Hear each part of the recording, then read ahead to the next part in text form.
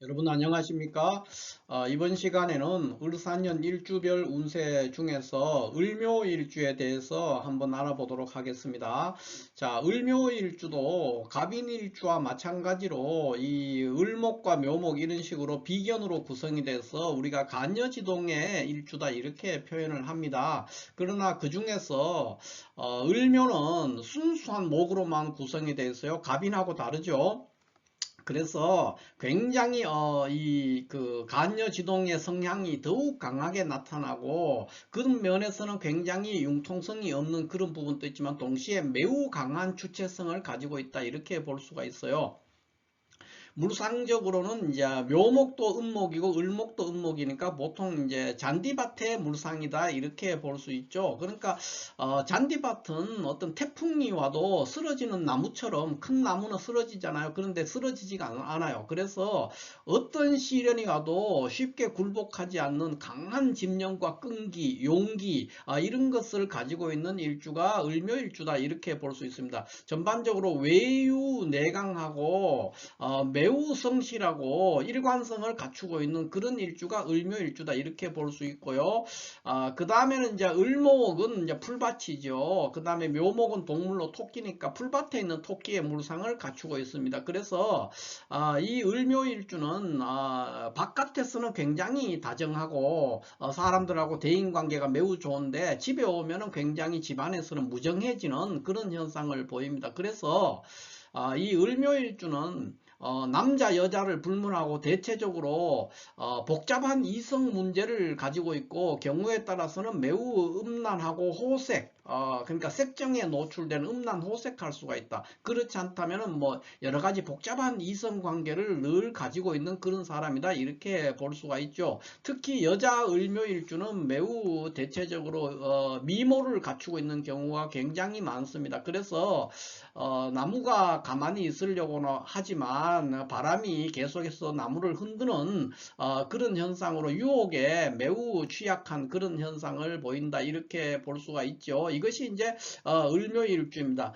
을묘일주가 왜 그런 현상을 보이느냐 하는 것은 이 을묘일주는 간여지동이기도 하지만은 신살로서 현침살과 또 음욕살에 해당이 됩니다. 음욕살 이런 것들로 해당이 되고 그 다음에 이 맹아 그러니까 사기 음목이잖아요. 그래서 사기 땅을 뚫고 이렇게 올라오는 그런 모습이 되기 때문에 맹아의 물상이다 이렇게 봅니다. 그래서 굉장히 그 호기심이 굉장히 많은 거예요. 그러니까 미지의 세계에 대한 동경이라든가 이런 것들이 굉장히 강하고 순박한 순진한 그런 면을 보이고 있기 때문에 일종의 이 호기심 천국에 빠져 있는 그런 사람이다 이렇게도 보기 때문에 특히 유혹에 취약하다. 유혹이라든가 또는 유흥에 굉장히 취약한 그런 성향을 보인다 이렇게 볼 수가 있겠어요. 이것이 이제 을묘일주의 하나의 특징이고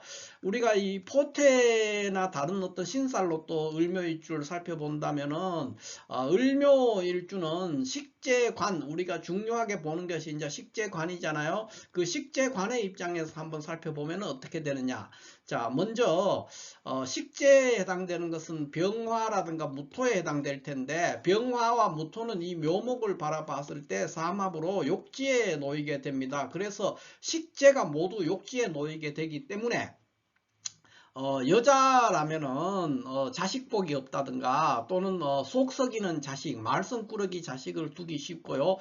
남녀를 불문하고 또 재성이 또한 욕지에 놓이기 때문에 남자라면은 이제 처덕을 누리기가 어렵다 이렇게 볼 수도 있습니다. 그러니까 여색 그러니까 남자라면은 어떤 그 호색하는 그런 현상으로 인해서 그 철을 거느리지 못하는 그런 상황에 놓이기가 굉장히 쉽고요.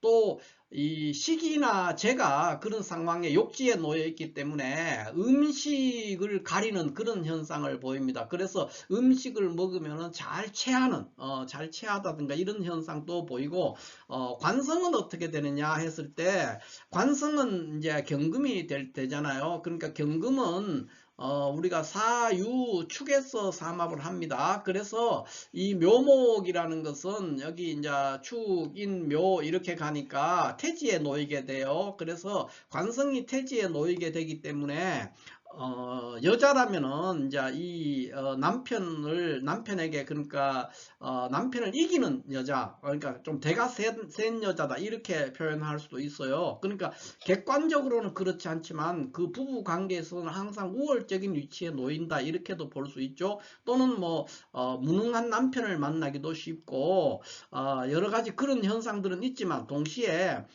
내가 일을 해서 가정을 부양하는 어떤 굉장히 활동성이 강한 그런 일주다 이렇게 볼 수가 있겠습니다. 이것이 이제 을묘일주의 뭐 대체적인 하나의 특징이다 이렇게 볼 수가 있고요. 그러면은 이제 이러한 을묘일주가 을사년이 됐을 때는 어떻게 되느냐 이렇게 살펴볼 수가 있어요. 그러면 한번 살펴봅시다. 먼저 을사년 을묘일주의 을사년 을목이라는 것은 비견에 해당이 되고 사화라는 것은 욕지에 해당이 됩니다. 을목의 욕지에 해당이 되죠. 그래서 이런 관계가 놓이게 되기 때문에 전체적으로 을묘일주의 을사년 요 두 개의 관계만 우리가 본다면은 직장인이라든가 또는 학업을 한 학생이라든가 이런 사람들한테는 그냥 평범한 보통의 해가 되기가 쉽고 그 외에 뭐 연애사라든가 연애를 하는 자 혼인 정년기에 있는 남녀라면은 연애에서는 굉장히 길한 한 해가 될 수 있고요. 어떤 진전이 있거나 새로운 사람을 만날 수 있는 인연이 될 수 있다 이렇게 볼 수가 있겠어요. 건강 부분에서도 나쁘지가 않다 이렇게 볼 수 있고 사업을 하는 사람도 그렇게 나쁘지가 않습니다. 그러니까 전반적으로 을묘일주의 을사년은 그런대로 보통 이상으로 괜찮은 한 해가 될 수 있다 이렇게 볼 수가 있겠죠. 그 다음에 이제 우리가 사주 전체 구조에서는 어떤 을묘일주가 어떤 상황에 되느냐 하는 것을 본다면은 봅시다. 먼저 천간에 이렇게 가불이 있다면 어떻게 될 거냐 이렇게 할 수 있죠. 만약에 가불이 있다면 이제 이거는 좋지 않습니다. 여기 비겁이 이렇게 쭉 있는데 이렇게 있으면 안 되거든요. 다만 지지 어딘가에 유금이라든가 축이 있는 상태에서 이렇게 가불이 있다면 좋은 한 해가 될 수가 있어요. 그러니까 을사년에 사화가 와서 이 금국이 동함으로 해서 비겁을 제거할 수 있기 때문에 좋은 한 해가 될 수가 있어요.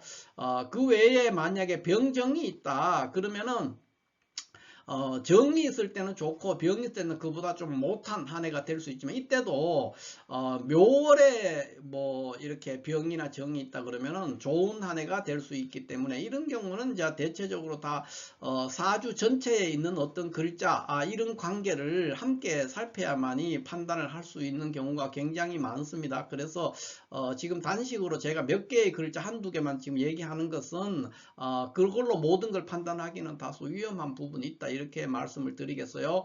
그 다음에 무토나 기토가 있을 때는 어떻게 되느냐. 기토가 있으면 아주 불리하고 무토가 있으면 그런대로 뭐 현상 유지는 할 수가 있습니다. 그러나 무토와 기토가 있는데 또 병이나 정이 함께 있을 수도 있잖아요. 천간에. 그랬을 때는 또 좋은 한 해가 될 수 있다 이렇게 볼 수 있고 경금이나 신금이 있으면은 경금이 있는 경우라면은 대체적으로 좋지가 않습니다. 그러니까 어려운 한 해가 될 수 있는데 그러나 이때도 경금과 신금이 같이 있는 경우 그런 경우라면은 좋은 한 해가 될 수가 있어요. 그래서 역시 전체 구조를 봐야 된다 이렇게 볼 수 있고 임수나 개수가 있으면은 그렇게 좋은 한 해는 되기가 어렵습니다.